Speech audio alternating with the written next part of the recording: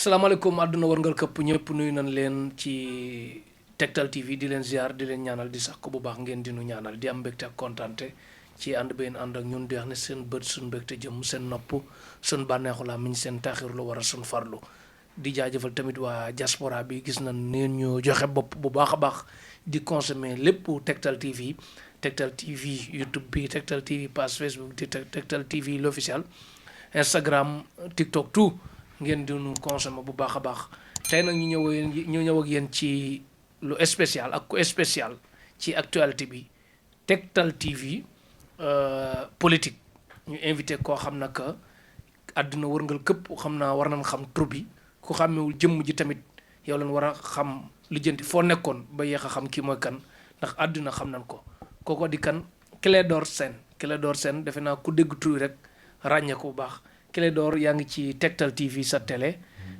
ak Tektal TV politique ñu njëkk la ci invité looy nuyoog àdduna wërngal këpp bi lay seetaan. salaamaaleykum wa rahmatullah maa ngi lay remercier ci dalal bi ma dalal ubbee ko suñu émission Tektal ci politique. di ñaan yàlla yëkkati ko ci kanam. nu mu yëkkatee Tektal ci boppam Tektal TV ci boppam. amiin di am mbégte waxtaan ak sa followers yi ñu lay seetaan sa téléspectateurs yi.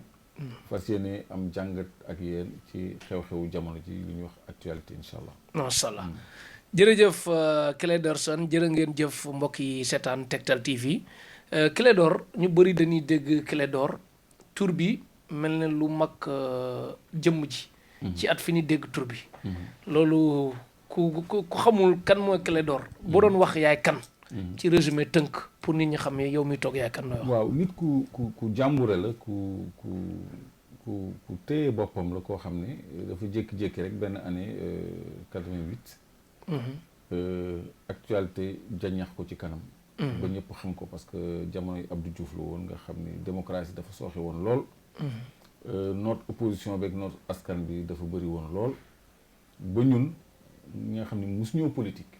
mus ñoo intéressé wu ci politique ñu daal dañuy ñëw dugal suñu loxo ci lu soxal réew mi ci la ñu ñëw nag ay jàmmarloo doon faral di am ak nguuru Abdou Diouf boobu woon ñu dugal ci loxo ba noppi yëkkati xeex bi ba ci dayoo boo xam ne lu ñu musul woon xam Sénégal amoon muy ay attentat à la voiture piégée maanaam ay bombe yu doon tëbal ay oto mu jaaxaloon régime bi ba mujj tiit ba parce que boobu dañuy def élection ba ci ëllëg sa ñu jàpp ñu nekkoon candidat ci élection yëpp mu ngi mel ni 2019. Macky Sall dem élection ba pare jàpp Ousmane Sonko jàpp. Idrissa Seck jàpp.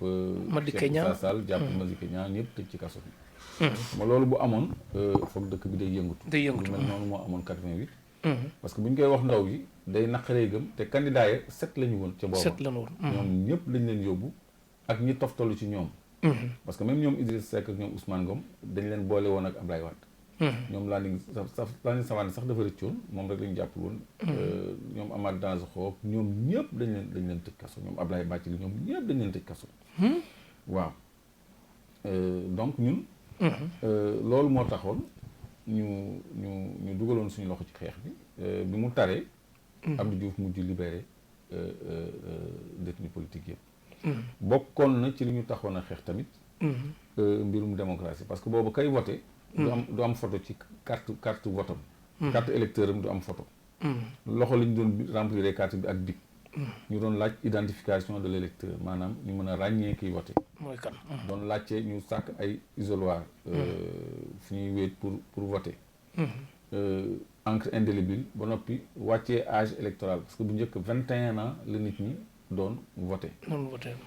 donc léegi loolu lañ doon xeex. ak soppi code électoral bi. soppi ko bon xeex boobu dem ba 92. ci ay négociation ay waxtaan. ñu indi benn code consensuel ci njiitu Kéba Mbaye Abdou Diouf adopté ko. te code électoral boobu moo fal Ablaye Wade. donc daaneel Abdou Diouf mi nga xam ni. moo nangu ñu teg code boobu. moo folli tamit Ablaye Wade. gannaaw bi mu ko falaatee 2007. fal Macky Sall. fal Macky Sall. léegi Macky Sall nag. dafa ñëw ndërmeel loolu balaa may dugg ci loolu. dama doon wax jaar boobu rek. affaire médecin yi jaar na fi aussi en 93. loolu tam bokk na ci li gën a fësal sama tur loo xam ni leeragul ba tey. mënuma ko ñàkk évoqué ci sama jaar donte du ma ci mën a xabaabal ndax mbir bu ñu amnistie la. loolu dafa jox tur bi contenu. ba nit ñi jàppoon ni Clédor. ab paa la benn samba boy la. ab paa la nag. parce que président Macky Sall maa ko mag. yaa ko mag. wallaahi maa ko mag. te maa ko gën a nekk ndaw tamit. nga gën a nekk ndaw xam nga loolu yéeme na. maanaam tey jii. bu ñu demoon ci terrain bi dem ko fay bàyyi. waaw ci daw ak. waaw mais li mu ko magee bëriwul nag ay 8 mois laa ko magee. mais yow fitna yooyu bi mu am 88 après ñaata at nga amoon. 88 maa ngi amoon 27 ans quand même. 27 ans waaw 27 ans ku ñor la. ku ñor mais âge boobu sama dëkk yitteeloon na ma. mais man maa ngi commencé dox ci mbirum Sénégal. 86. 86 ma amee 25 ans. 25 laa commencé lijjanti ay ooru Kédougou ay pétrole Sébikotane ak Diamniadio. ci laa ko commencé nga judd wala jikko patriote daal. voilà donc ba nit ñi xalaatoon ni Clédor benn samba boy la. koo xam ne ci mbedd mi la jóge benn bandi bu raglu bu ñàng. boo xam ne reykatu nit ku criminel daal. jàppewul la ku baax la parce que booba. médias yi amoon. moo doon RTS. télévision ak rajo. Le Soleil. ak quelques quotidiens. du woon ay quotidiens sax ay hebdomadaire la.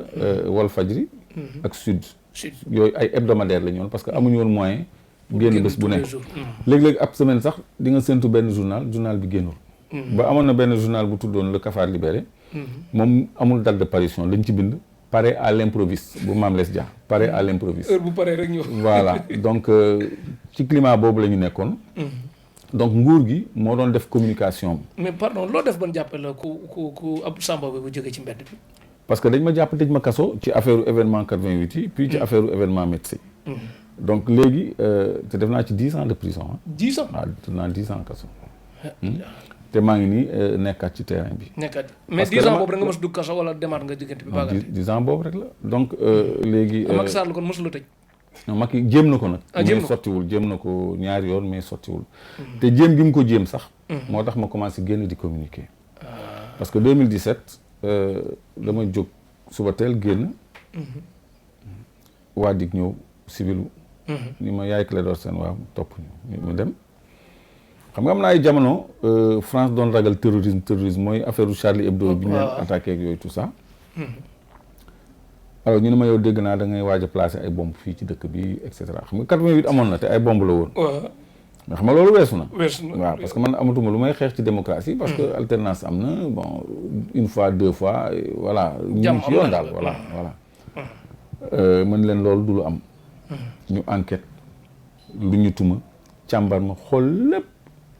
dara amu ci loo xam ne luy firndeel loolu la. police ci boppam moo bind ni yow de li ñu doon tuumaal dara amu ci. dara intéressé wu ci suñu enquête. féexal nañ la ci jamono joo xam ni procureur mu doon xaar ci kaw. di xataraayu ni lu tax ñu bàyyi ma mu ñibbi. léegi jeudi ba ca topp. ñu waroon a jàpp benn xale boo xam ne day yore explosif. ak sama numéro de téléphone ak samay message pour ñu jàpp ko boole kook man pour moom mu doon firnde ni man damay def loo xam ni lu dëng la. comme li ñu fi fexeeloon benn kilifa bu ñuy wax Cheikh Alassane Sène. jéem nañu ut kuñ ko booleel pour taqal ko. mbir yu mel noonu te sottiwul parce que loolu des fois dañuy fooy liberté doomu aadama yi. donc yàlla moo ma ci génne parce que police. enquête bu indépendante lay def léegi. mais bu doon ca jamono Abdou Diouf. man directeur de la police moo ma daan entendre. ak ñu naan ko dem Mbeng ay Toto Sarr. bu dee gendarmerie ay colonel ñoo ma doon entendre.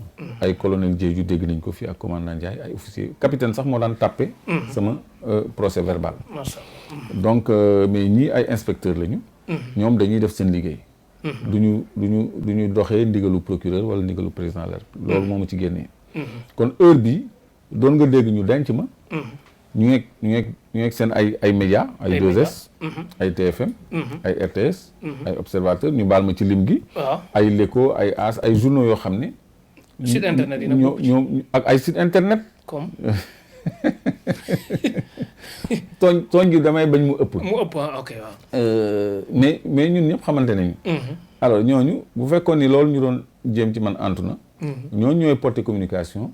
ni Clédor kat da doon bëgg a rey ay nit da doon bëgg a placer ay bombe opposition bi moo ko yónni. bañ ci tuddee opposition bi sax laa njort ni lii complot la mais yàlla génnee na ma ci dëgg génnee na ma ci. kon Macky Sall jéem na ma jàpp. donc yu mel noonu. maanaam ñu dellu si ci jamonoy Abdou Diouf su fekkee ni téye nañ la yow yaa ngi ci prison bi. 10 ans. 10 ans ci biir 10 ans yëpp ñu lay jàllale ci image nit ñi comme nit ku bon. nit ku raglu. gis nga ba ma njëkkee génn télévision ñu bëri foogu ñu woon ni jëmm ji nii la tuutee nii la simple. dañ doon xalaat waaju am doole waaju ñàng waaju doy waar. boo xam ni ku ko gis tiit.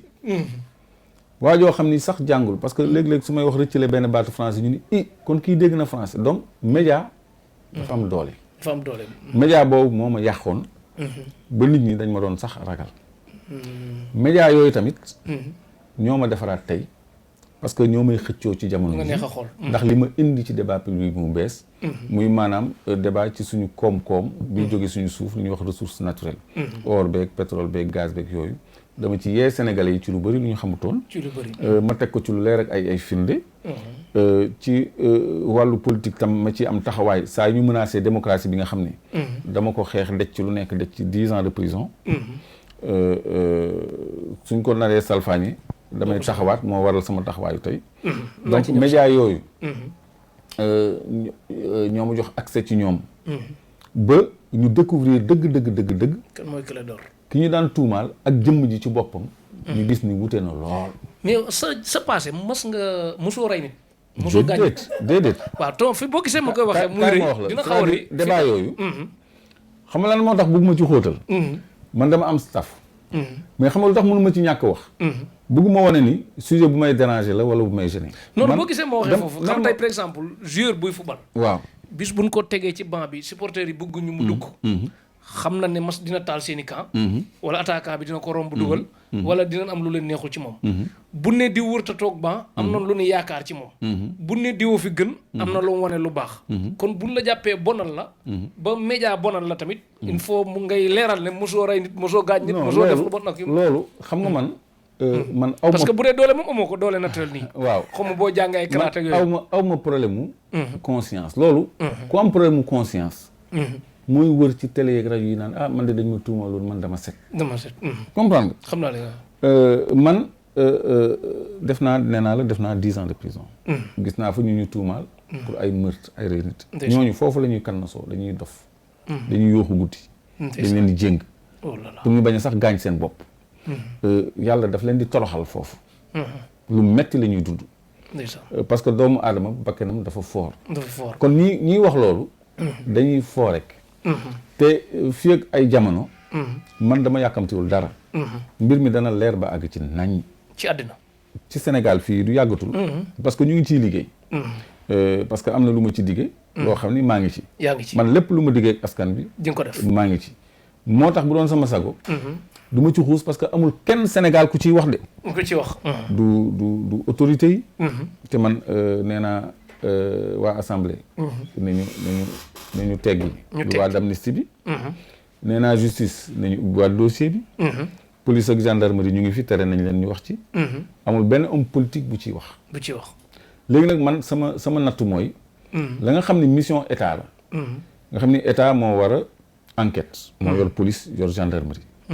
yor justice. te ndawal justice lañu faat. kon ñoom la ñuy séntu dëgg bi. mais dañu bàyyi loolu yëpp. ñëw ci jëmm ju mel ni man. di ma laaj affaire bi comme si man maa war a nekk enquêteur u Sénégal. wala man maa war a leeral lépp lu lënt Sénégal. alors que ñi nga xam ne dañ leen di fay pour loolu ñu ngi fi. ñi nga xam ne moom amul dara lu muy reprocher boppam mu ngi fi. man mën nañ ma woo bu fekkee ne comme loolu paas na te leerul. te man maa ngi fi. mais lu tere ñu woowaat ma ni ma mais yow affaire bi leerul ak lii. kon bu ma déggee yow. pourquoi toujours ma war a toog rek ci plateau yi naan non man de dañ maa tuumaaloon. man aw ma problème boobu. parce que kenn doful. gis nga nit boo ko gisee. mu wax ak yow. nga nekk ak moom da ngay xam lu yenu maanaa ci la muy wax ak lu ci yenuwul maanaa te borom baatini sax ñu ngi fi te maa Abdou Aziz ne woon na ñu def lii du ñu am jàmm àddina duñu am jàmm àddina duñu am jàmm àllaaxira yàlla da leen di toroxal fii ci àddina te kooku gëm naa ni sénégalais yëpp gëm nañ ni am na wilaya man murid laa mais maa Abdou Aziz taalibe kan ñëpp taalibe Cheikh Moussa Diène surtout Cheikh Issa Diène la waaw masha Allah donc moom mu ngi njëriñ bi nekk gannaaw Kaolack noonu mooy sama wasila moo ma jox Mahfous donc maa Abdou Aziz ñëpp a nangu wilaayam ak foo mënti féete parce que ñëpp xam nañ ni nitu yàlla la ba fii dëkk bi toll sax dañ koy namm ba noppi nit ñi dañu amoon ci moom cofeel ba nga xam ne rarement ngay dégg ñu ni sëñ Abdou Aziz maam dañ ko maamoo woon maam Abdou Aziz la ñuy wax ñëpp ko bëgg waaw mais xalif yeneen yi sëriñ diw xalifu diw mais moom ñëpp maam lañ koy wax donc moom loolu mu wax noonu man gisuma ko ci Ablaye Wade bi nga xam ne dafa jóge ci loolu nekk président gisuma ko ci sama bopp boo xam ne dama jóge ci loolu booy xool man yëguma tànku gannaaw ci sama trajectoire parce que li ma doon dund démb ak li ma doon dund tey wute na gis naa ko xam naa ni yàlla toroxlu ma yaa ngi gën a sant maa ngi sant yàlla maa ngi sama sago macha allah maa ngi sama wér-gu-yaram sur tous les plans kon loolu du ci man lañ ko gis mais ci am na ci ñeneen parce que am na yeneen mbir yoo xam ni xew na ci ñeneen ñu waroon dossier bi te bëgguma tooñ seen i njaboot mais yàlla mu ngi wane boppam ci loolu te bu ci kanamee dina gën a leer te man maa ngi xuus maa ngi topp sama yoon ci service su sénégalais yi nag masha Allah te yoon boobu dogal toujours da la ci mën a fekk parce que politique gu Sénégal setul képp ku am benn taxawaay bi ñu ngi xool toujours nu ñu leen fagaagalee nu ñu leen collé motif ba denc la kaso ba éliminer la comme li xew jamono ji kon jërëjëf Clédor Sène defe naa nguuru Senghor moom jotoo ci yëngal dara de xanaa non Senghor déedéet parce que Senghor mu ngi dem 81 maa ngi amoon 20 ans te boobu sama papa dañ ko affecté woon mission Togo mu ànd ak famille bi yëpp ñu ngi dellu si Sénégal 1980 un an lañ ci teg Senghor dem nu mu tuddati bàyyi présidence bi boobu maa ngi def classe de 3e doogu jóge Togo benn dëkku ñàkk donc engagé wu ma woon politique man lii ma dugal ci politique ab tubaab la boo xam ne dama ko xam Île de Ngor mu ñëwoon fii di luñutu pétrole boo xam ne dafa waroon jógee fii Diamniadio dem Sarr pour traitement expérimental parce que ba ma ko waxee dama ko ni pétrole amul Sénégal la ngay mu ni sax gëma ko waaw kooku espion la mu dem ba lijjanti bordereau de traitement maanaam këyit bi wane ni traité nañu Sarr 12 000 barils mu defal ma ci copie jox ma ko may ma ko ci laa commencé nag di gëstu affaire pétrole mais booba amul internet amul télévision privée amul dara ay journaux yoo xam ne moom maa ngi koy denc ba léegi maa ngi denc ay archives yoo xam ne depuis 88 mu ngi ma denc 50 kilos d'archives mët na ko su ko ëppul yuy wax ci yu bëri yu am Sénégal ci suñu gannaaw donc loolu moo tax jamono Senghor ñun nekkuñu woon ñu actif politique ci suñu âge ak ci suñu ñàkk am intérêt ci politique parce que intéressé wuñu woon comme daal man dama bëgg a wax que ni Senghor 4 présidents la amagun boo doon tànn bii moo ci gën ci Sénégal bii moo ci topp bii mooy kuy dem daare non kii dem daare Macky Sall la ah bon non Macky Sall mooy dem daare ki ci gën Ablaye Wade la waaw parce que Senghor ak Abdou Diouf ñooñu tardeel nii am na lu ñu def lu baax nag waxuma li ñu def yëpp dafa bon mais ñoom ñoo ñu tardeel ci développement parce que Sénégal bu tolloo ci ay defar ay tali ça veut dire ñi fi def 40 ans de pouvoir vraiment liggéeyuñu ci côté boobu dara benn université xaw ma ñaar lañ fi fekk ci 40 ans de pouvoir def naa loolu du dara benn aéroport lañ fi fekk boo xam ni tubaab moo ko defaroon chemin de fer bi raay beeg yooyu yëpp tubaab bi moo ko fi bàyyi autoroute yeeg lu bëri fii tubaab bi moo ko fi bàyyi ay stade Demba Diop hôpitaux yi nekk Dakar yëpp principal Le Dantec lépp Abass Ndao lépp lycée Blaise Diagne lycée Van li fi am ci infrastructure port beeg lépp tubaab bee ko fi bàyyi léegi la ñu commencé ni dañuy def port bu bees Sendou léegi la ñu commencé def aéroport Blaise Diagne yooyu nga xam ni yeneen réew Afrique yëpp ñoo ko defal seen bopp. ñun tubaab bi daf ñu ko bàyyee ba ñu yàccaaral. ñoom dañu ñëw yàccaaral. kon Ablaye Wade moo ñëw commencé def ay tali. kon Ablaye Wade bi mu ñëwee day mel ni Sénégal dafa mi-temps quoi. dafa voilà duggaat ci terrain bi voilà. Macky Sall ñëw àggali chantier yi. àggali liggéey bi. ci wàllu infrastructure dafa mel ni. depuis doo Macky Sall ñëw def sax àggale rek la def nga bëgg wax. waaw àggale la def bon am na lu mu def nag. parce que. lu baax li mu def. non ma ci limal fukk yu baax. non pas lu baax li mu def laay wax. li mu def wax ma ne li mu def dafa baax de. li mu def laa wax. li ci baax ko laa ba pare. li ci baax. boo waxee li ci baax ba pare ñu ñëw ci li ci des na. li manqué li ci baax gisuma ko. amoo leen la ko nawee. li ma amoon yaakaar ci li mu def. muy lu baax. mooy domaine agricole communautaire. parce que dëkk mbay moo ko yor. dafa jékki-jékki indi benn projet. ni damay def domaine agricole communautaire. maanaam ay tool yu mag yoo xam ne pour suqali mbay mi la. loolu xalaat bu baax la. mais doxalin bi moo baaxul. man tooli kilifa la de. parce que bu fekkee ni dafa dagg 20 000 hectares. 10 000 hectares kooku béykat simple mënu ko gérer. léegi foofu béykat bi day mujj doon employé agricole. au lieu mu nekk entrepreneur agricole. man su ma nekkoon ci wetam. naa ko ni daggal ay 5 hectares maximum 10. nga créer ay groupement villageois wala ay GIE wala kuréel nu mu ko mën tuddee. ay mbooloo bokk ko. exploiter ko ngeen aménager leen ko. def ci jur def ci poulailler. def ci maraîchage. def ci li ci war a am yëpp. teg ko seen loxo financer leen suuf sa ñu def ko seen tur.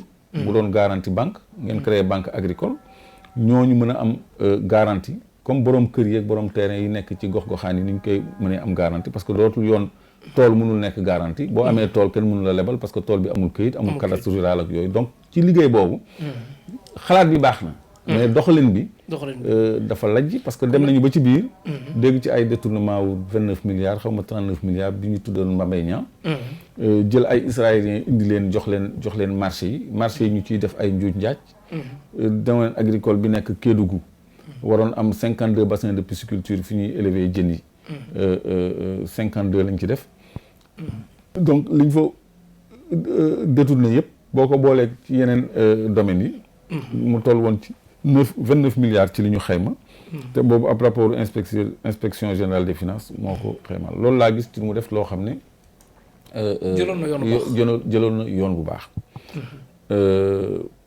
parce que toog na fi ni day fexe ñu wàññi loyer bi loolu yéene la boo xam ne mënu ko matérialiser loolu tam yéene bu baax la mais mënu ko dafa jafe waaw loolu mooy li ma gis daal Sénégalais yi ko jàppalewul wala déedéet c'est-à-dire moom moomul kër yi loolu moom mënul réaliser affaire intelligence la moom moomul kër yi muy mel ni yow nga yor sa kër ñu ne la léegi boo doon fayeeku 100 000 francs da nga ci wàññi 30% di fayeeku 70 000 léegi booy fayeeku lu ëpp 100 000 francs ñu wàññi ci lu gën a tuuti ñu wàññi ci 10% et cetera da ngay yokk sa loyer. da nga koy yokk. da nga koy yokk ba noppi yow ni nga def ba tabax sa kër yaa ko xam état mënu la imposer nga perte donc moom loolu c'est-à-dire dañu dese xarañ ka fa tuuti nekkoon sax mën na dugg mais bu génn waaw bu génnee mais noonu la mujj demee dafa soxla waaw kii soxla nag moom doo fa nekk di teggi condition borom kër gi day naan damay defar abal ma après mu ñëw nga kii donc yooyu ay yéene yu baax la courant tamit wala courant gis na ne ni mu daan coupé jamono Abdoulaye Wade après coupure président Macky Sall da ngay toog naan fii ak 5 minutes xëy na dina ñëw daal Macky Sall bi mu ñëwee am ñu naan Wade da ko réglé soo ko dem xam li mu njëkk a gërëm mooy plan tàkkal waaw parce que loolu da ko fi fekk waaw parce que loolu bokk na li yàqal Abdoulaye Wade lu bëri nag daf ko wéyal te Sénégal fi mu nekk nii góorgóorlu na ba xuy xamaj gi manqué na waaye njëgu courant bi yokku na ba ñoo lànk judd di kaas pour ñu delloo courant bi fa mu nekkoon te Sénégal ci wàllu politique énergétique dafa am kuréel bu ñuy wax UEMOA bu ëmb ay dëkku Afrique boo xam ni dafa ne ci biir UEMOA kilowatt heure bi warul dépasser juróom-benn te fii kilowatt heure bi 20 francs 10 francs 10 francs 60 110 waaw 10 francs 110 francs dërëm mooy ñaar dërëm ñaar dërëm ñaari fukk ak ñaar dërëm ñaar fukk ak ñaar ñaar fukk ak ñaar ci wolof. waaw man aw ñaar fukk ak ñaar dërëm daal. ñaar fukk ak ñaar dërëm. 110 francs. 110 francs. voilà waru ko passé. moom la Sénégal di jaayee kilowatt heure. kon triplé ko nag na ko te UEMOA mu ngi digle 30 francs bu mu ko passé. 30 francs te ñun études yi ñuy def. wane ne ñun mën nañu jaay sax kilowatt bi 25 francs. 25 nga léegi mu àgg fi UEMOA wax. waaw 25 gën na néew sax li UEMOA wax. Côte d'Ivoire ñoom ñu ngi jaay kilowatt bi 50 francs. 50 te Côte d'Ivoire moo gën a cher niveau de vie que fii. mais ñun doublé nañu. lu ëpp 50% Côte d'Ivoire. ci wàllu courant. te loolu du dara lu ay taxes yu ci état bi di teg. te bu ngeen di seetlu pour ñu yore ñu am facture parce que léegi oyofal yi ñoo gën a bëri. bu ñu jegee mois de novembre décembre. dernière facture yi toujours mooy gën a cher yi jiitu ci at ba yëpp xaw ma ndax nit ñi dañ ko seetloom jër. parce que chaque fin d'année. bu ñuy waajal budget bi day am lu ñuy teg ci ndoldu Sénégal bu nekk ci lu mu dul yëg. te ci facture fin d'année yi lañ koy teg. ku nekk na seetlu. facture novembre décembre ci ñuy jot kayit. parce que léegi mu ngi gën di néew ba dugg sedd bi ñu ne wàññi nañ courant te fekk sedd bi courant bi facture dafa war a wàññeeku ci force moom ndax nit ñi duñ ko consommer. waaw wàññi yooyu. booy xool ay ñaar dërëm lañ ciy wàññi. te dafa am ñetti tranche ñetti xaaj. dafa am xaaj bu ñuy wàññi ak xaaj yu ñu dul wàññi. parce que facture courant ñetti tranche la donc même ñuy consommer sax. du ñu comprendre anam bi ñuy fayee. muy courant muy ndox dafa am ay tranche. te loolu moom ku ko bëgg lijjanti. voilà donc xam naa ni waxtu bi dinañu dab. ñu duggaat ci kon ñu dem ci actualité bi. mais da ngeen créer Clédor benn mouvement la wala coalition bu tudd le peuple. loolu kan moo ko xalaat yow wala Dame Mbodj wala Assane Diouf wala Karim Xurum. ñun ñëpp ñoo ko xalaat. parce que ñun Dame. Karim man ak Mansour Mboup. surtout Mansour Mboup. ku Sénégal ñor la. dañu yàgg xalaat ak professeur Cheikh Omar Diagne. ci Sénégal. naka la ñuy def ba jooyanti li fi nekk. ba Sénégal jëm kanam ci wàllu démocratie ci wàllu liberté ci wàllu koom-koom. donc ñun dañuy xalaat ci wàllu koom-koomu Sénégal. dañuy xalaat ci wàllu avenir u Sénégal dañuy xalaat ci lu bëri. mais xam-xam. mënoo ko jëmmal lu dul nga am jumtuwaay yoo ko doxalee. te jumtuwaay yi nga koy doxalee. élection moo koy maye. moo koy maye te élection sori na. léegi non même bu jege woon. élection jaarul yoon. parce que ndaw yi ñu ngi téye seen carte. dugal nañu parrainage. soppi nañu code électoral. soppi nañu constitution. ñu ngi jàpp ay adversaire politique di fàggaagal di tëj. léegi loolu yëpp nag def ñuy tardeel parce que bu ñu seetaanee. benn régime war fi nekk. au-delà de ñaari mandat. bëgg fi nekk à vie Sénégal day gën di dellu gannaaw. dama dégg nga ne bu ñu seetaanul moom nan lay mel kon. bu ñu seetaanee. waaw laay daaneele ba pare parce que daanoogul. lii am mooy Sénégal day gën a dem gannaaw. li ñuy jooy day gën a metti. ci parce que bi nga may lim loolu li président Macky Sall def. bokk na ci terre bi nga xam ni mënul daw boo xam ne def nañ ci plus de 1200 milliards. immeuble bi ñu tabax jam ñaajo gannaaw ba ñu nu mu tuddatee. réfectionner building administratif. ñu def ay cité ministérielle foofu def ci 100 milliards te ñu ngi réfectionner building administratif def ci 40 milliards. ci li ñu déclaré. donc loolu bokk na ci li mu def ay investissement yoo xam ne. yàq suñu dépense la yàq suñu budget laay wax dépense. donc léegi bu fekkee ne yow gis-gis boobu ànduloo ci. yow ci élection rek nga mën a soppee ni ñuy doxalee Sénégal. mooy yaakaar léegi élection bu fekkee ne dañ ko confisqué. constitution bi ñu toog ci. naan ay troisième mandat nii wii nii non affaire bi leerul. loolu day laaj nag ñu jógaat aar suñu démocratie. loolu moo tax ñu aar ko ci ban fànn sos aar ko ci. mu dakk ñuy fàggaagal. adversaire politique. pour xàllal sa bopp yoon. nañu def Karim Wade. def ko Khalifa buñ ko defee Ousmane Sonko. ñii dinañ fi toog waxuma la 3e mandat mais 5 mandat ba 6 sax. dinañ ko fi toog parce que kan mooy jàkkaarloog ñoom bu boobaa. loolu la ñu gis muy ñëw. mais foofu dogguma la mais président Macky Sall man dama gis ne bi mu toogee ba léegi defe naa li mu bëgg a def lépp dañ naan du ko def mais dina ko def dama gis ne jële fi yolaankat yi rek laa gis ne bëggoon na ko mu tëgg ko xaw ma day saraxe xaw ma mais yalaankat yi tàngoon na mais après mu dellu gannaaw ñu ngi ci mbedd bi leneen li mu bëgg a def lépp dina ko def muy ci doole ci xel. moo tax est-ce que seen groupe bi lan moo leen mën a motiver ba ngeen jàkkaarloo ku toll ne moom nga xam ne que bu ngànkee du dànk. li ñu mën motiver. mooy situation yi du benn. parce que ñun ñi constitué collectif bi yëpp. bokkuñu ci benn parti politique. mais am nañu engagement politique. kooku muy première lecture. nit ñi nañu jéem a ràññee ñaar. Karim Wade bi ñu koy fàggaagal. ñëpp dañu ni woon sàcc la. sàcc la dafa fekkoon nit ñi mere ko daal. te nit ñi ñoo fal Ablaye Macky Sall. donc nit ñi dañ doon réclamer sax. ñu àtte ko. kon amul woon soutien. bu doy fa la ba fa jógee ci la amee code amul woon soutien askan bi.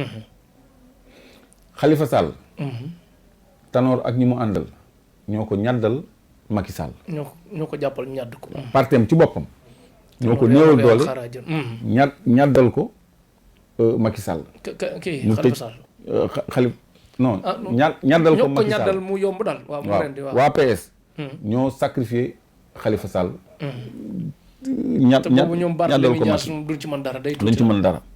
donc am wàll boo xam ne dafa farak Macky Sall. contre parti bi nga xam ne. ñoom ñoo bokkoon seen benn xeex. waaye Ousmane Sonko. dafa wuteeg loolu. moom parti ñum la. te ñi fa nekk. musuñoo nangu sax politique. ndax musuñoo gëm politicien. ñu fa nekk. ñi ci ëpp ay ndaw lañu. yoo xam ni politique musu leen intéressé parce que dañu ñoom ñëpp benn lañu. mais dañu dem ba ci biir ni pourquoi ñuy bàyyi dëkk bi ak politiciens yi. comme gis nañu ku mel ni Ousmane Sonko wuteeg ñoom. kii daal am nañ ci moom yaakaar. mu joxe discours am projet boo xam ne ndaw yi am nañ ci yaakaar. patriotes yi am nañ ci yaakaar ñi nga xam ne bëgg nañu Sénégal am nañ ci yaakaar. kon kooku mënoo ko comparer ak Khalifa Sall. ak Karim. loolu ku ci sukkandiku ni Macky Sall la mu daan def yëpp. da ko daan réussir. nañu xool fii fu muy mujj. parce que lii. mën na ko yóbbu ci lu koy bett moom. lu koy bett comme mën na dakkal nguuram lii. maanaam bu lew bi bañ a lewati bu tëjee Ousmane Sonko. mën na fay bañ a yàggati de. mais xam nga problème bi fi mu nekk boo dégg ma ne bu ŋànkee day dagg. tey Ousmane Sonko. par exemple li fi jaar lépp bu ne du am rek day am. léegi bu ko tëjee ba pare parce que tamit Macky Sall xam na Sénégalais mën ngaa toog këram di ñaxtu di saaga di xultu mais toog na lii mënuma ci dara. léegi tey par exemple ñi nga xam ne que dañuy génn di yàq nit ñi dañuy dalaat seen kaw. kenn ku ne. sa yaay bëgg na la. sa papa bëgg na la bëgg nga sa bopp. policiers yi seen papa bëgg na leen seen yaay bëgg na leen keneen kii léegi tey bu dee waa pouvoir bi bu dee buñ taal réew mi waa Pastef fi ne buñ taal réew mi ñeneen ñi te d'accord naa ne ñëpp ànd ñoo Ousmane Sonko. maanaam ay patriotes yoo xam ne que mën na bañ a xam sax Sonko mais bëgguñu lu dul yoon ci dëkk bi.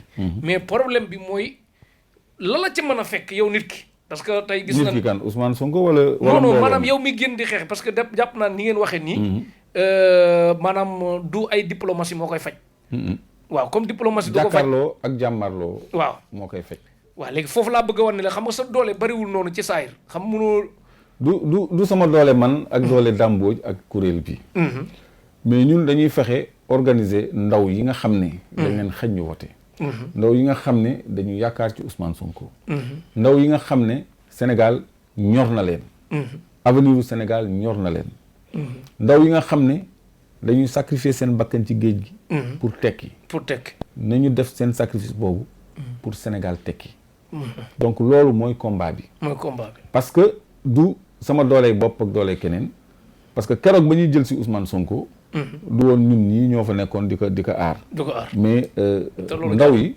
ñoo jógal seen bopp. ni lu dul yoon du fi am parce que kii dafa am mbalaanu kiiraay. du yoon ñoo di ko jël si këram di ko yóbbu. xeex am fa ba ay jàppante am fa. kon tey jii bu ñu te kooku jàppaguñu Ousmane Sonko. kon imaginer bu ñu ko jàppee luy am. te Ousmane Sonko da ngeen di xam ni appareil la yore boo xam ne. am na représentation fépp.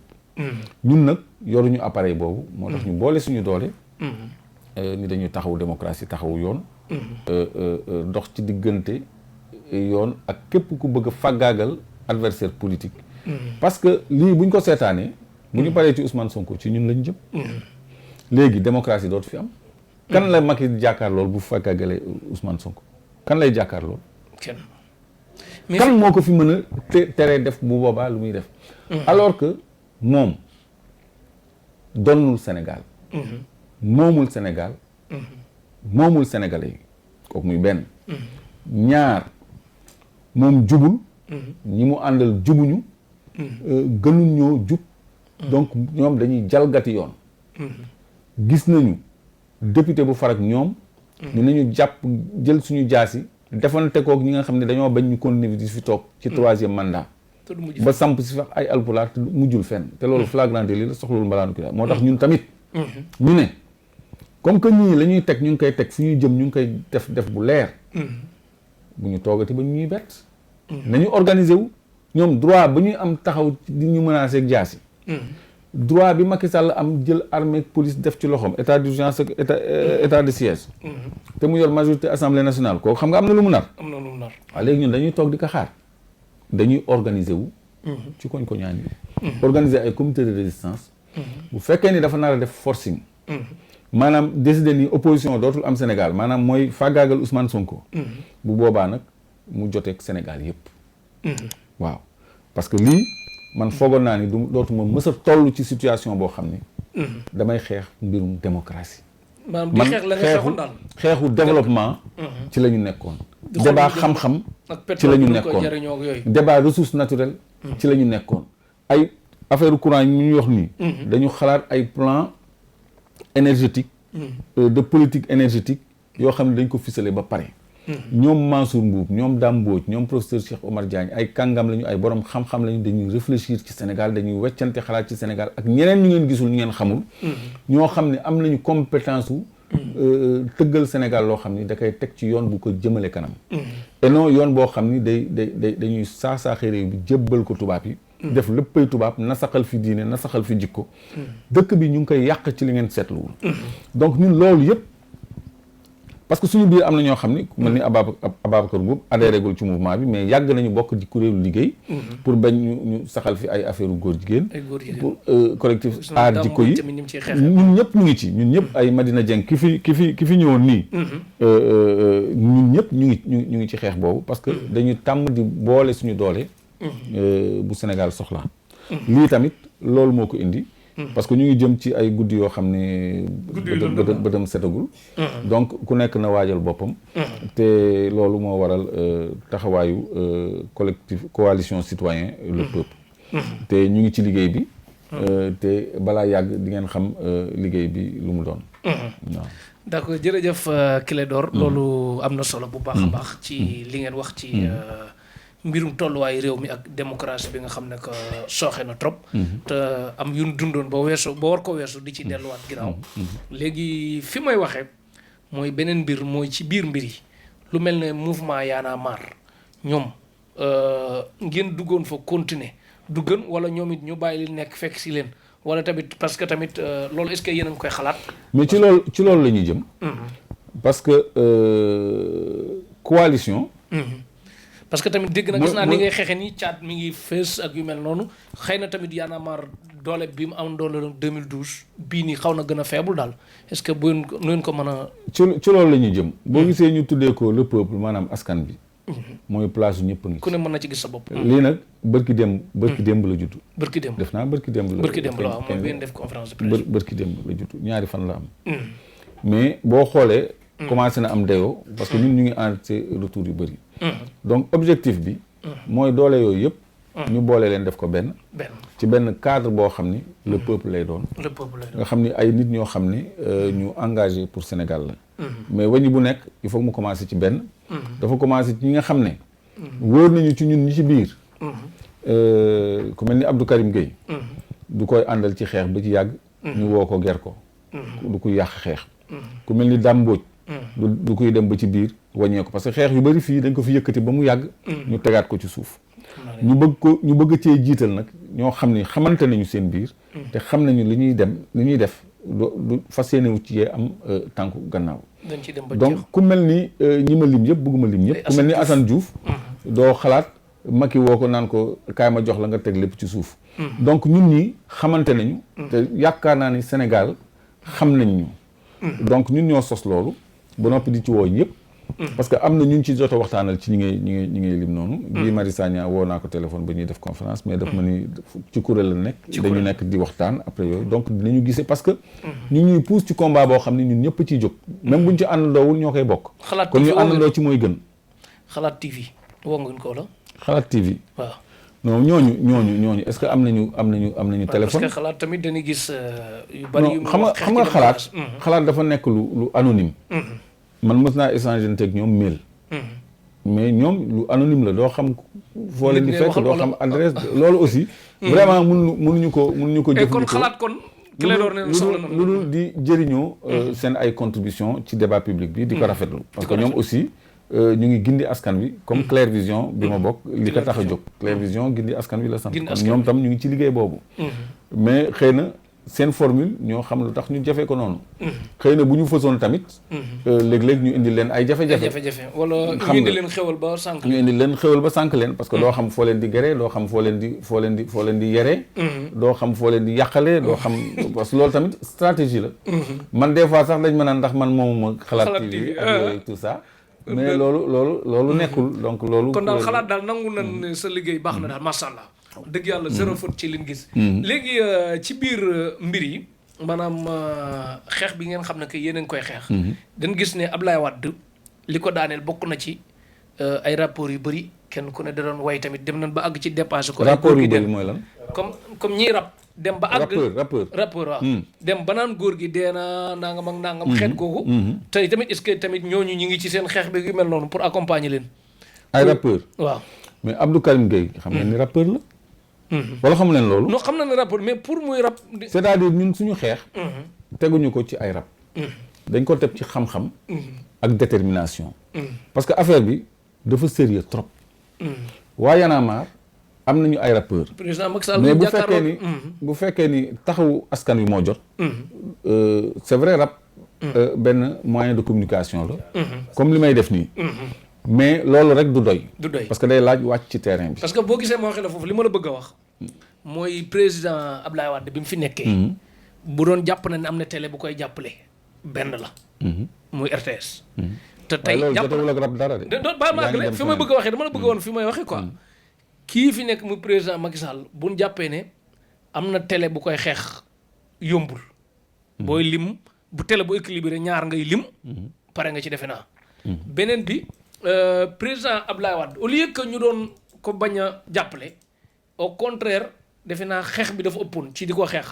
lu xew rek direct bi grenade yi tàkk pono yi tàkk ñu yàq fee toj nañ kër ministre diw toj nañ kër diw ak nangam yu mel noonu dama la bëgg woon ne tey bari na journaliste yu mag yoo xam ne que débat boo gis ñi ngi fa woon ñi ngi ci biir régime bi ne tekk ñi doon bind livre yi ñi ki sant Fall ki sant Diagne. ki sant ay société affaire rap nga ma doon wax de. maa ngi damay lim damay limaale. xaw ma laaj la xaw ma waxtaan la. non dama laa bëgg a wan ne la tey par exemple yi sonaloon Ablaye Wade. waaw dafa am ay poñ yoo xam ne que fii gisaguñ ko muy côté télévision yi yu koy xeex. ak télé yoo tey. foofu laa bëgg a wax pour nga comprendre ak communication. léegi kon génn nañ ci rap bi léegi. non dama laa bëgg a wan ne la bàyyi ma woon la la ci li ngay laaj. organe de presse. liggéeyam. du farak ma Samba. wala contre ma Demba.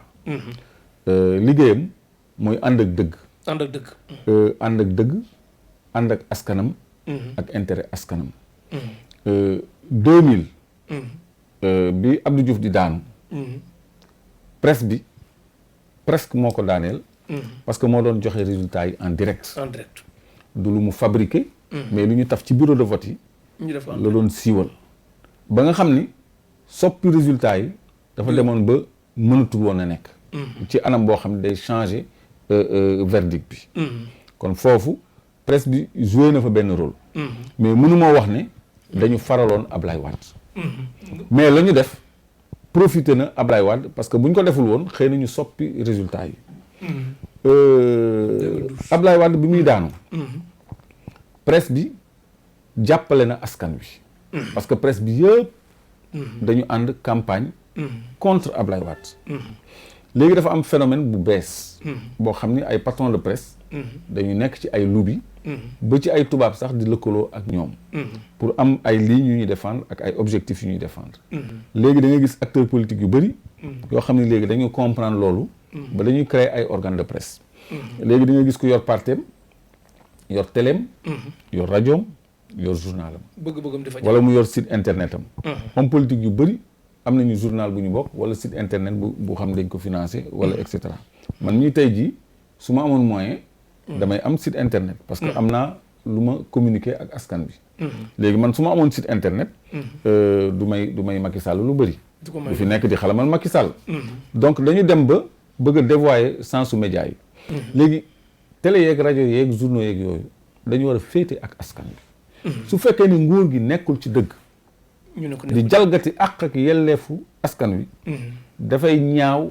télévision di défendre ay complot di layal ay nit di génnee ay fausse information pour dugal ay nit di attaquer ay nit ci ay domaine privé loolu vraiment dafa ñaaw ci politique askan wi daal moom la télé yi war a àndal moom la force de l'ordre yi war a àndal moom la sëriñ si war a àndal te loolu nag moo amul Sénégal parce que nguur moo gën a neex a àndal fii moo tax ñun ñu créé kuréel boo xam ne askan bi day taxawal boppam te du compter ci kenn ci ñima limu ñooñu nga xam ne bu bés bu lijjanti problème mu Sénégal jotee ñoom ñu mën a taxaw tem lijjanti ko ba léegi dama gis Xalaat TV def benn vidéo bu mu publié di wax ne léegi temps bi dem di wax ne affaire kii yi nu mu tuddati plateforme yi nga xam ne que moo am léegi muy nga xam ne que mën naa yàqal régime bi ñoom ñi ngi jóg ci pexe pour loolu dootul amati ak ñiy def live yeeg yooyu waaw mais loolu mënuñ ci dara parce que jéemoon nañ ko balaa 2019 élection yi newoon nañ dañuy soppi loi yi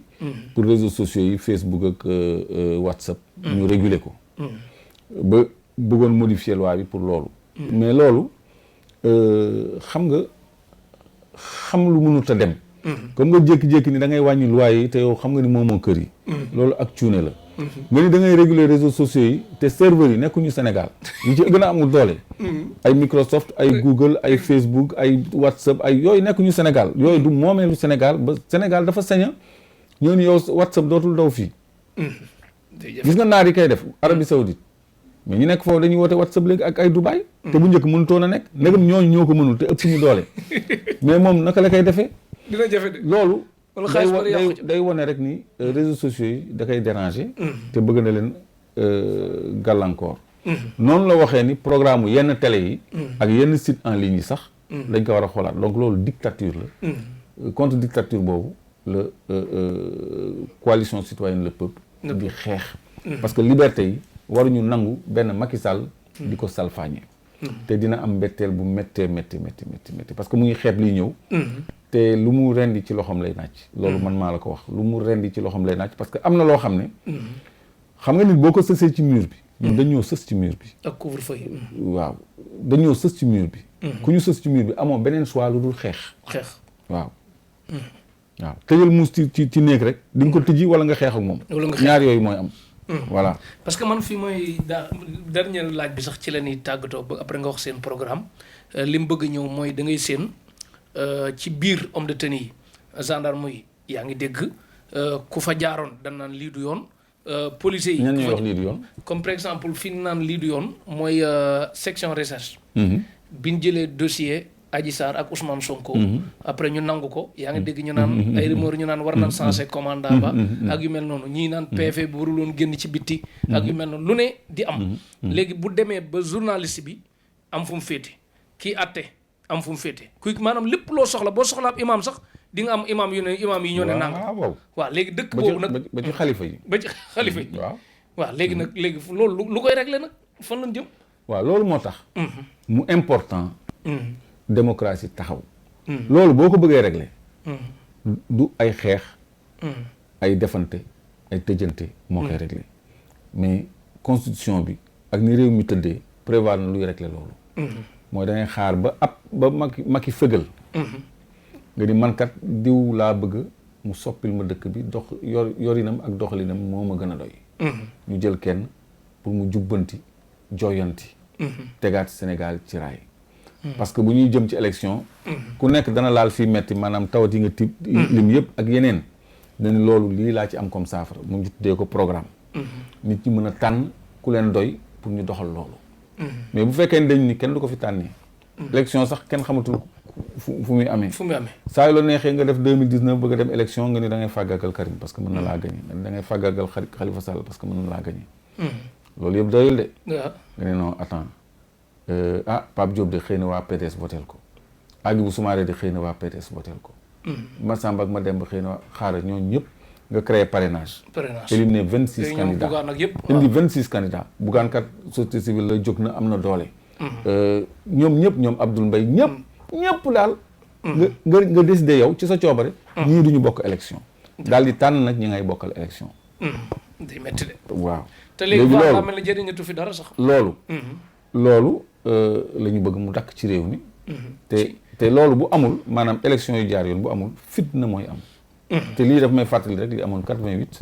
te loolu mooy xeeñ fi mu nekk nii. kon daa mel ne gis nga signal te ñi jógoon danañu jógaat. la amoon dana amaat. léegi lan nga wax ci politiciens yi nga xam VAR dafa mel ne wàññiwu leen dara indi la vidéo lii yaa ko fi waxoon nit ñi teg ci bët te du faj dara. waaw loolu day wane rek ni. am na ñu bëri ci politiciens ñoo xam ne nit ñi dañ leen doylootul. ba gis leneen ci keneen wala ci ñeneen. ñoo xam ne bëgg nañ leen dénk pour mbir mi soppeeku. parce que valeur amatul. donc kàddu amatul. loolu kese la. léegi mbirum Ousmane Sonko Adji Sarr ak Moustapha Diakhaté moo des ci thème d'actualité. déedéet mbirum Moustapha Diakhaté mënu ma ci wax. mënoo ci wax. déedéet parce que su ma ci waxee wax ji day ëpp. day ëpp waaw day ëpp parce que gis nga fii. woote woon nañu kuréel. di ñaawlu saaga ñu ayib bi ñu ayibaloon. suñu yonante ci ay dessin yu ñu ko defoon.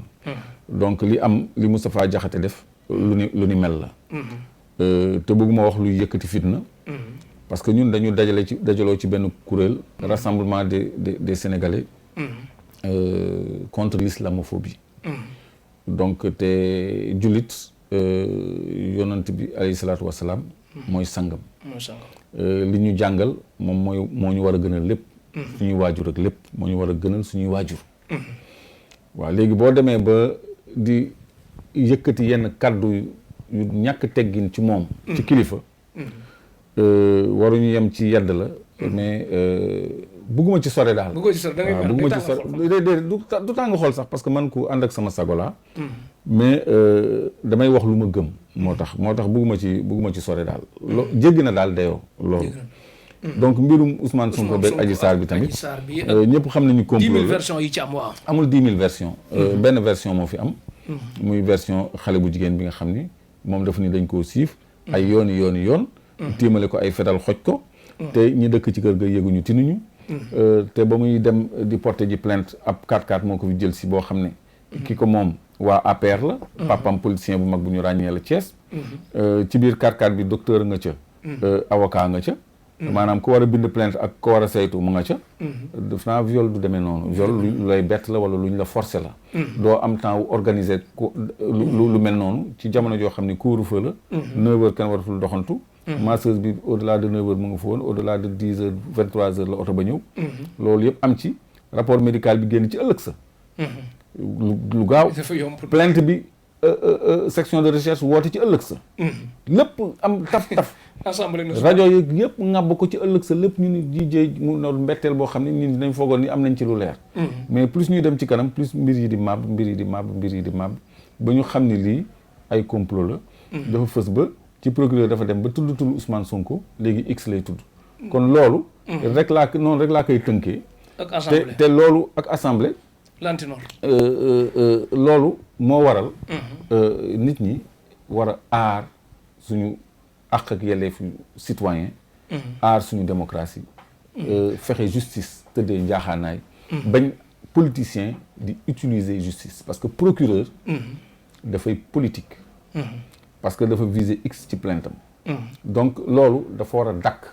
di jéem a fexeel ci wàllu yoon ak ci wàllu pexe. adversaire politique dafa ñaaw dafa war a dakk ci biir réew. donc loolu bokk na ci li tax le peuple war a taxaw tem pour loolu. dama dégg ay rumeur ñu ne Ousmane Sonko dafa fas yéene dem assemblée est-ce que loolu de risque mu dem fa comme par exemple coow li bari ñu jékki-jékki rek ñu jàpp nañ ko taxañ yóbbu ndax lan pour sécurité am jaare fa téye ko. parce que gis nga Assane Diouf bi ñu koy téye ci dañ koy xañ sécurité am rek jaare fa mu def fa. waaw loolu da nga koy jàppee rumeur rek. parce que démb rek Ousmane Sonko dem na doxantu biir université. lu ko jiitu demoon na CTO. te kenn jàpp ko yóbbu. kon nañ ko teg ci rumeur rek ak te ñu jëfandikoo tamit suñu xel bi ñu yàlla may. parce que loolu bu mënoon nekk moom xëy na du jël risque génn di doxantu te def na ko ay yoon mu ngi dox ay soxlaam. donc bu fekkoon ni loolu la du ñu fexe di dindi mbalaanu kiiraayam pour yoon mën koo woo. kon dañuy ñëw rek jël ko jaay ko doole yóbbu. donc du ñu enlever.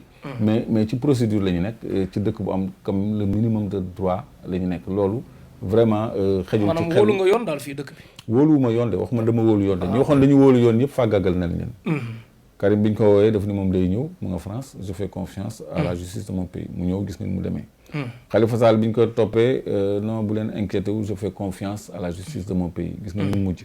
donc justice bi dafa am ñoo xam ni dañ leen di instrumentaliser parce que procès Khalifa Sall bi ñu nee suba lañ koy àtte la ñu soppi ki koy àtte xam nga loolu tax yéen a ngi koy fàttali comme déet dañu soppi juge bi indi keneen parce que dafa am ay mbir yu xewoon ci diggante bi donc yooyu yëpp day wane ni justice dafa am manipulation ba nga xam ni kuréel bi ñuy wax union des magistrats du Sénégal te mu ëmb magistrats du Sénégal yëpp bind nañu téere di ñaawlu anam bi nguur gi maanaam Macky Sall ak ministre am di dugalee loxoom ci doxalinu justice donc loolu du lu ñuy naatable mais lu wér la lu fës la loo xam ne ay magistrat dinañ ko jooytu ba ñenn ñi démissionné comme juge Dème ñenn ñi di bind ay bataaxal yu metti di weddi di nëbbaale seen tur daal voilà mu ngi noonu daal mu ngi noonu kon Clédor looy tàggoo bu dul tàggatu bëgg nañ yaatal lu bëri waxtu bi waaw xanaa yaatu na sax nag de parce que dañu commencé wul ci actualité dañu perte temps lu bëri ci démb te bon peut-être mënul ñàkk parce que man du ma koo xam ne da ngay dem ci invitation di taamu ci li ngay wax ak ci li nga dul wax parce que man aw ma tabu aw ma dara loolu nii sax baax na parce que gënalul ñi ma nekkal parce que dañu bëgg ma passer benn cap mais aussi démb ci la bokk donc bëgguma mel ni ku am lu koy gêner wala lu muy nëbb ak yooyu parce que histoire du Sénégal la loo xam ni dootul sama jëmm ji moom man kenn mais di nga mën a wax donc ñi ma bokkal aussi il faut que ñu xam ni loolu taarixu Sénégal la bokk mënuma cee ñàkk di wax mënuñu ma ci ñàkk di laaj donc buñ ci am lu leen di metti wala luñ ci rëccu wala ay waroo ñu lay delloo gannaaw tout le temps dañ ma koy wax tout le temps léeg-léeg ñu saagale ci réseaux sociaux yooyu yëpp taxul fenn c'est-à-dire dëgg ak tënku ci yoon bi nga bëgg a jaar moo ëpp solo nga xam li nga bëgg dox jëm ca moo ëpp solo donc loolu dama doon wax rek ni li guddal waxtaan bi la parce que actualité bi bëggoon naa ci gën a xuus parce que am na yeneen information yu bees waxtu bi moo jot déedéet bu question loolu waxtu bi la nag yow tamit yaa seedi mais junjë ci rek li nga bëggoon wax tuuti parce que dama bëgg sab lañ ci lu ci mën a génn yoon yemul ci benn kon waxal programme peuple le peuple non li ko tax a jóg d'abord bokk na ci dajale ñëpp ñi nga xam ni dañu bëgg ànd xeex injustice bi fi nekk nit ñi nga xam ne dañ leen di jàpp di tëj tey ñoom gii dañu demoon pour déposer lettre préfecture ñu arrêté leen xam naa dinañ leen bàyyi ñu jàpp leen léegi jàpp doomu aadama dafa yomb trop dañuy fooye liberté doomu aadama yi donc ñëpp ñi nga xam ne bëgg nañu xeex pour ñu respecter liberté doomu aadama yi ñu ngi leen ciy woo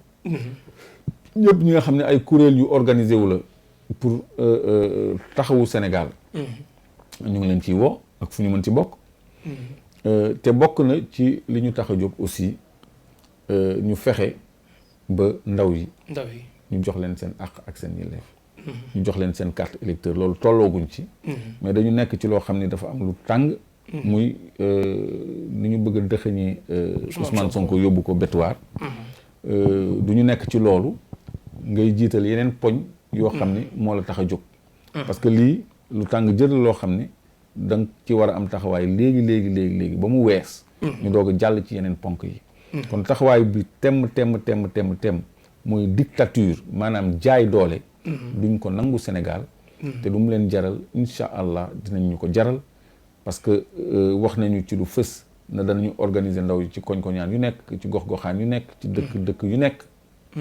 dëkkaan yu nekk pour bu taxaw jotee ñu mën a taxaw parce que président Macky Sall ni mu bëgg a yoree Sénégal ñun duñ ko nangul parce que ay gor la fi fekk ay gor la bëgg tënk ay gor la bëgg xañ seen liberté te gënu leen gore gënu leen jub gënu leen bëgg Sénégal yàlla daf ko jox rek nguur bu mu doxalee Sénégal te anam bu mu koy doxalee sax dañ ko cee xeeb lool.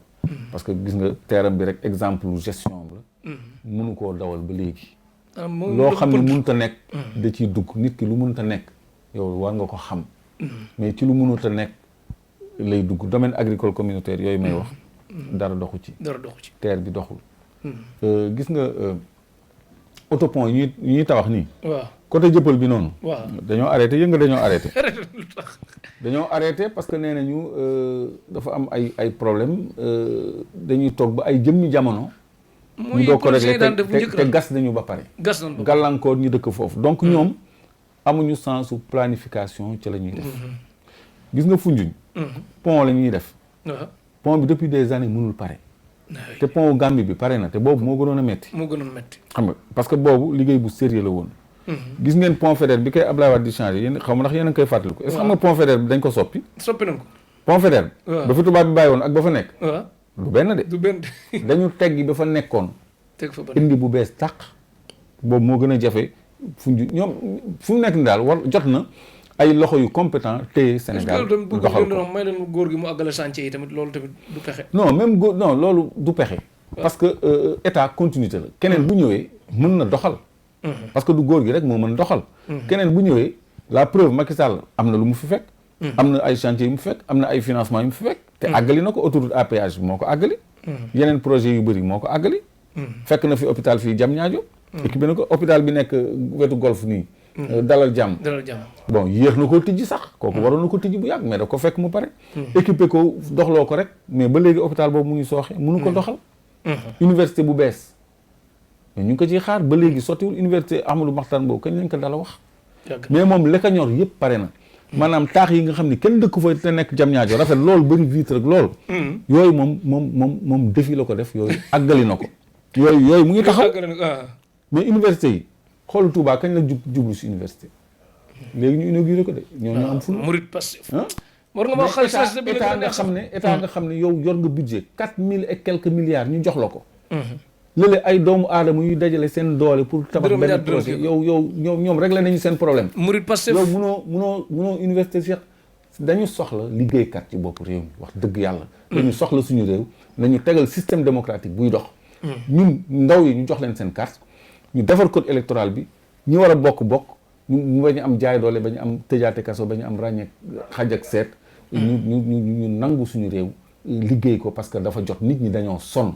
waaw jërëjëf sa dernier mot. waaw xanaa di remercier di la remercier ci invitation bi. di remercier docteur Wade sa xarit docteur Wade sama coloré.